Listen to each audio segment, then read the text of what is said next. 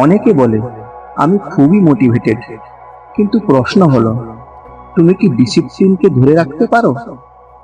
যখন মন চায় না, যখন শরীর ক্লান্ত আর চারপাশে কেউ উৎসাহ দেয় না, তখনও কি তুমি তোমার লক্ষ্যে অবিচল থেকে কাজ করতে পারো? আমি জানি না তুমি পারো কিনা, কিন্তু প্রকৃত যোদ্ধা সেই যে নিজের ইচ্ছা শক্তিকে অনুশাসনের রূপ দেয়, যে জানে আমি চাই বা না চাই কাজটা আমাকে করতেই হবে। অনুশাসন কোনো কারাগার নয়, এটা সেই পথ যে পথ তোমাকে সাফল্যের দিকে নিয়ে যায়। একজন গায়ক যখন প্রতিদিন অনুশীলন করে, একজন লেখক যখন প্রতিদিন কলম ধরেন, একজন যোগী যখন প্রতিদিন ধ্যান করেন, তারা সবাই একটা অদৃশ্য চুক্তিতে বাঁধা থাকে। সেই চুক্তির নামই হলো অনুশাসন।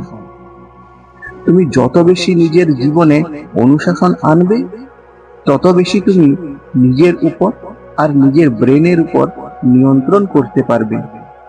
কারণ অনুশাসন মানে হলো নিজেকে জয় করা, আর যে নিজেকে জয় করতে পারে সেই প্রকৃত বিজয়ী।